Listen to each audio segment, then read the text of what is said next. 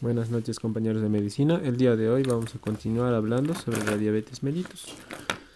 En el módulo anterior hablamos de la función de la insulina y hoy vamos a continuar con la función de otra hormona muy importante llamada glucagón. Insulina y glucagón se encargan de nivelar los niveles de azúcar en sangre. Estas hormonas se producen en el páncreas. La insulina se produce en las células beta de los islotes de Langerhans y el glucagón se produce en las células alfa de los islotes de Langerhans. Entonces, para entender cómo funciona el glucagón, vamos a ver una situación en la cual vamos a repasar un poco la función de la insulina, ¿no? Cuando los niveles de glucosa suben en sangre, entonces eso estimula a las células alfa, a las células beta. Estimula a las células beta para que se produzca insulina, y la insulina va a ir a las células y a manera de llave va a abrirle la puerta a que la glucosa entre dentro de las células. Entonces la glucosa entra dentro de las células y la glucosa que se encontraba en el vaso sanguíneo, va a bajar y se restablecen los niveles de glucosa en sangre. Entonces, glucosa baja y se restablecen los niveles de glucosa en sangre. Y al bajar esta glucosa, ¿qué va a pasar en la célula? Esta glucosa primero va a satisfacer en la célula, cuando se mete, va a satisfacer las demandas energéticas a través de glucólisis. Cuando ya están satisfechas las demandas energéticas de la célula, esta glucosa va a pasar a formar glucógeno.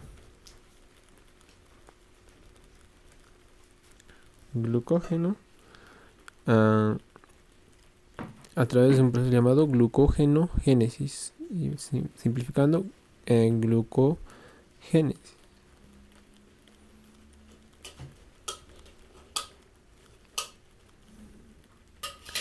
Cuando las reservas de glucógeno o la capacidad de almacenamiento de glucógeno ya se ha copado, la glucosa ya no va a formar glucógeno, sino va a pasar a formar lípidos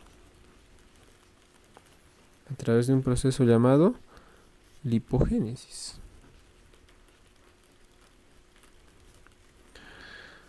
Eso pasa cuando la glucosa sube en sangre.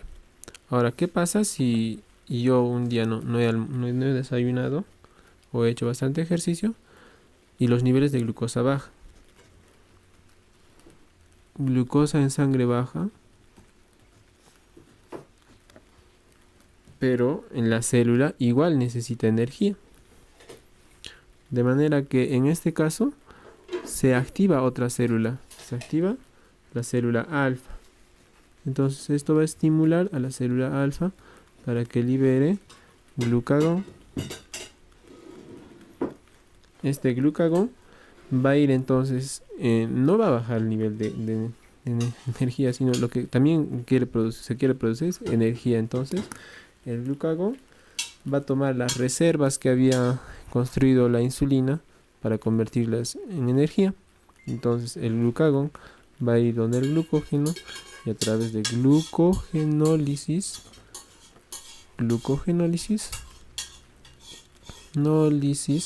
va a generar glucosa para que luego se pueda convertir en energía. Y a través de lipólisis va a convertir los lípidos también en energía. Lipólisis.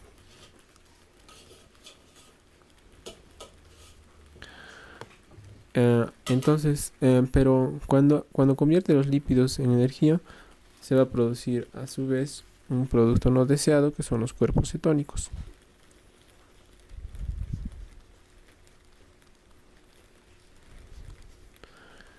Estos cuerpos cetónicos hay que recordarlos bastante para poder entender la fisiopatología de una de las complicaciones agudas más importantes de la diabetes, que es la cetoacidosis diabética, que principalmente se da en diabetes tipo 1, ¿no?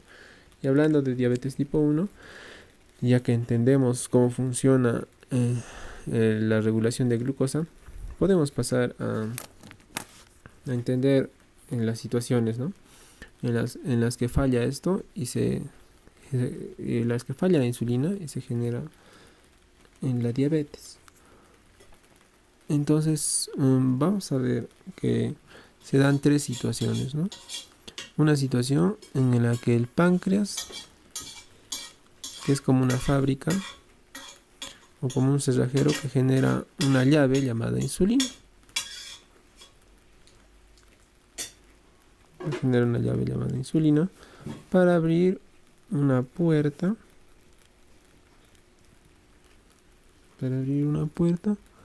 En las células para que pueda entrar glucosa. Entonces esa llave entra glucosa. Si todo está bien, si todo funciona normalmente, la llave va a abrir la puerta y la glucosa va a poder entrar a las células.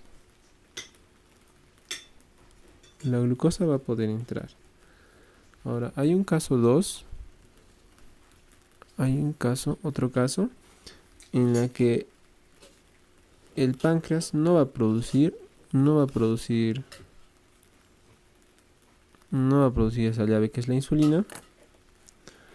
Y lo que va a pasar es que no se va a abrir esa puerta. No se va a abrir esa puerta para que entre la glucosa. Y entonces la glucosa